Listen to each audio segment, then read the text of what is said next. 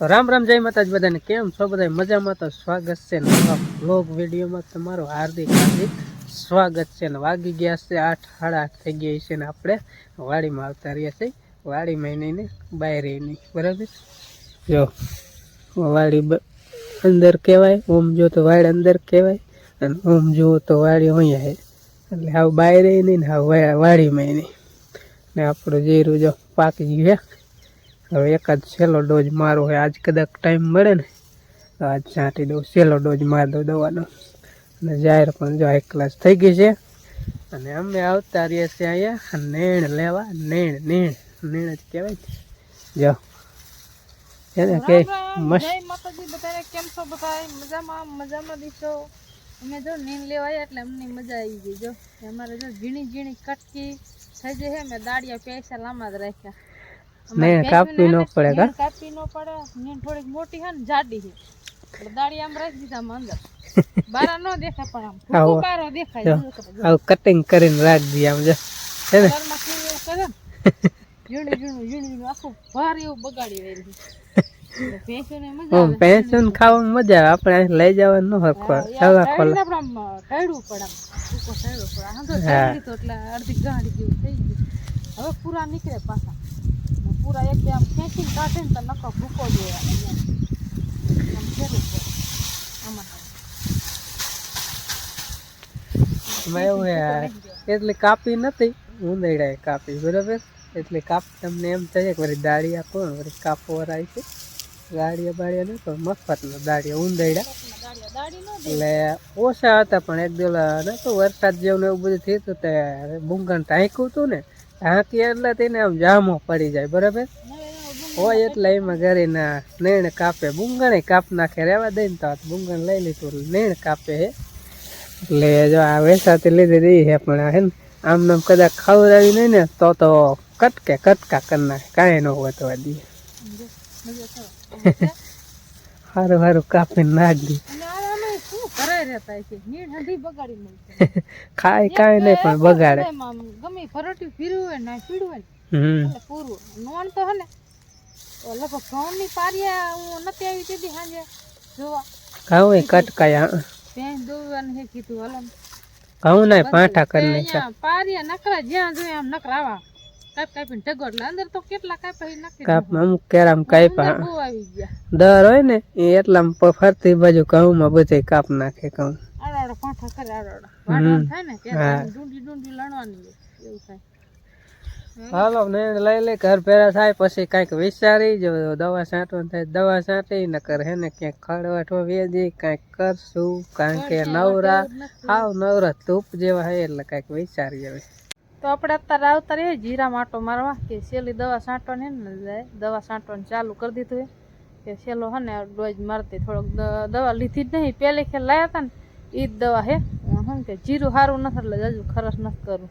આમાં શું કે જાજુ થાય એવું હે જ નહીં એટલે કે આ પીળી એમથી ખોટી પડી છે દેખી શાંતિ જ્યાં ગણ કરવી કરે અને દવા છાંટવાનું ચાલુ કરી દીધું માન થોડોક પગ મીટ્યો ને તો આજ પાછી દવા છાંટે એટલે વળી પાછા પીછે કાયલો કરે એમ કીધે પગ દુખે એટલે દવા જોઈજે ઓલ બાજુ ચાલુ જ કર્યું છાંટવાનું થોડોક પવન ઓછો છે એટલે છાંટાય સારી બહુ પવન ચડી જાય તો ઉડીને આમ આખી જાય જીરું છે હે ઠીક જેવું હે ક્યાંક તો જો જીરું સુકાઈ ગયું પાકી ગયું આપણે જો લેવાય એવું થઈ ગયું એમ કાસું મેળાઈ ગયું હું જો અહીંયા એવું થઈ ગયું હાવ સોળવા એવો થઈ ગયા એમાં વરિયારી કાશી સુકાઈ જાય ટપોરા જેવી ન થાય જાય શીણે ના પછી આપણે હલરમાં કાઢે ને એટલે આ ઉડીને ઉઈ જાય ઝીણું હતું પાકનું હોય ને સારું વિતરી અને જો આવું જીરું થઈ ગયું છે સુકાઈ જાય એવું ઉથલ ભરીને ત્રીજો કેરો જો લઈને આવતા રહ્યા હે શેંક સારું અહીંયા તેમ થાય સારું આવું જીરું હંધી હોત તો વાંધો ન આવે થોડીક સાંધી દુખે ને એટલે બોલશે બહુ નહીં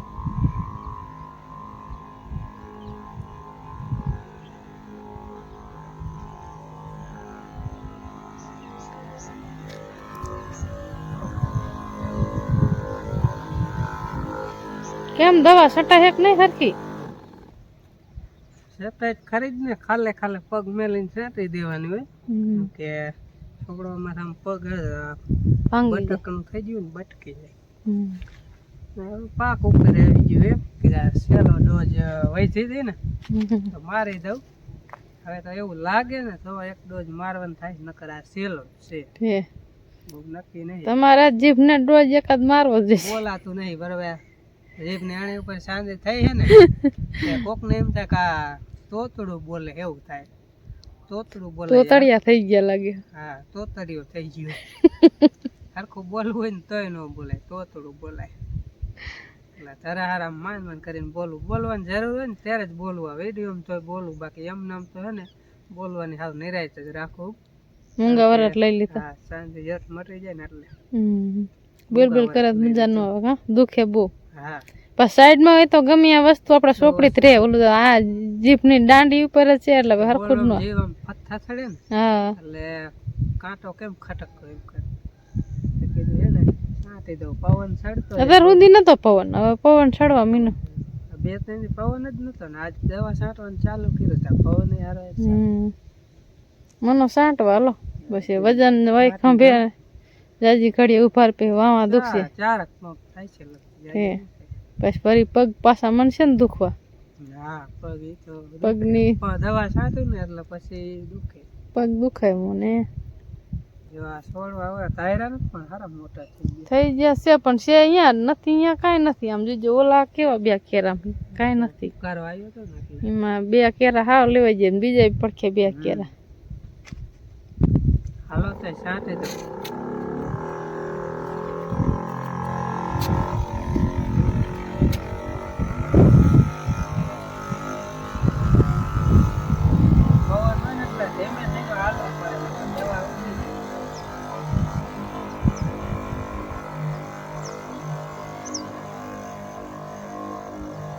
વેંડી હે ને એટલે થોડોક વાંક આવે નકર આમ ક્યાંય દવા ઉડીને વહી જાય.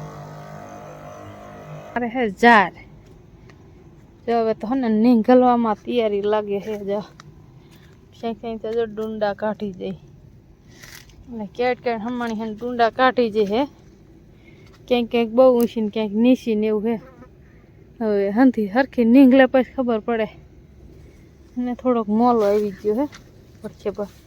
જો પાંદડા થઈ ગયા, કારો મોલ હો જોઈએ. બાજુમાં અમારે કારખાનું હે ને એટલે ઓલું દરે હે ને તે નકરું ઉડી ઉડીને ઝાડના પાંદડામાં ચોંટી જાય. આમ પૂરા પખરક જેવા થઈ ગયા પાંદડા. જો અને પવન આમ શિયાળાનો આમ હોય ને એટલે ઉડીને બહુ મોલમાં આવે. પાણી વારતા હોય ને એટલે લુગડા ભૂખરા જેવા હાવ થઈ જાય.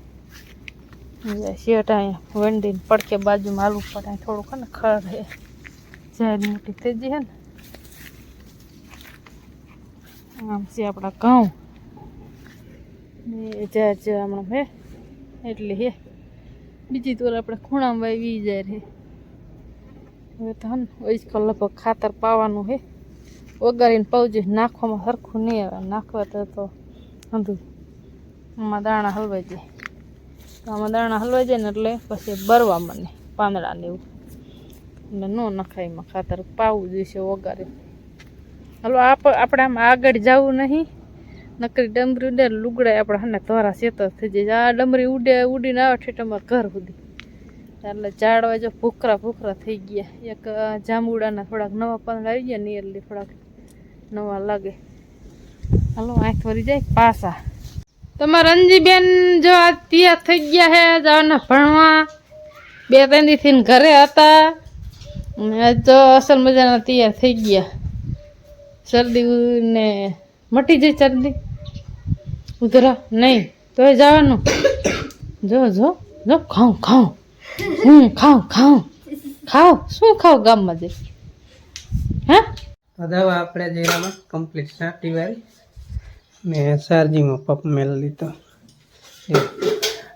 લાલ ચાર્જિંગ થતું 99% થઈ ગયું લાગે. અને અહીંયા બનાવે આપણે સારું એટલે કે મારા સારું શેરો. તમારે બધા સારું નહીં, મારા સારું.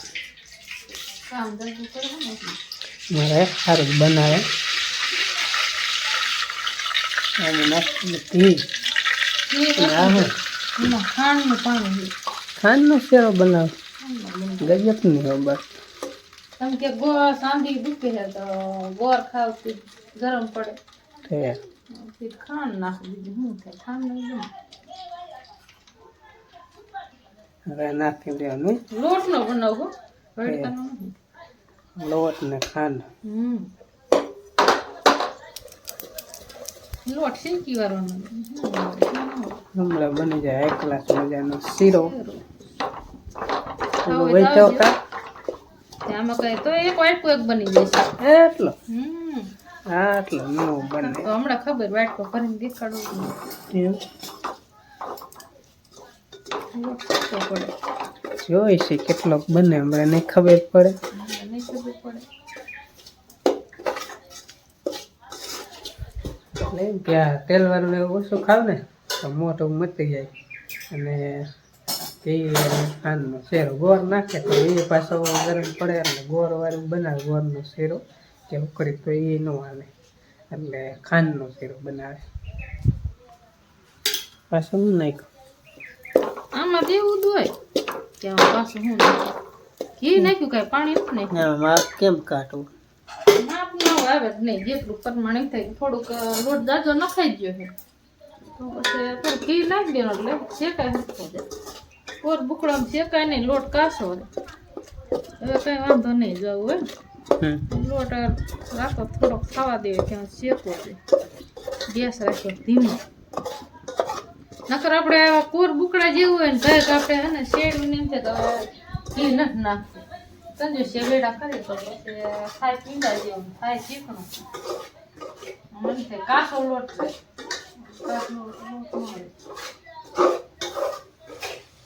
ઘી જાજુ હોય ને માપે હોય ને લોટ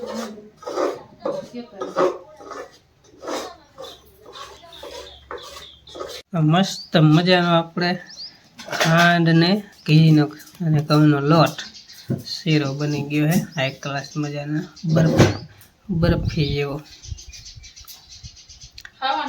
હવે આપણે આને ખાવાનો છે હવે એ ઠરવા દેવો પડશે કારણ કે જે ગરમ છે ને એટલે ના જે ગરમ નો મજા આવે ને મોટું હળાઈ દે ઠરે પછી ખાઈશું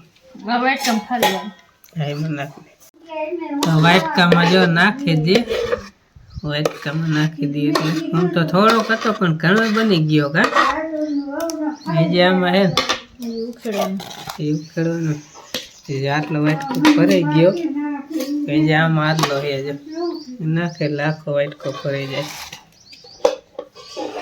તો એનો શેરો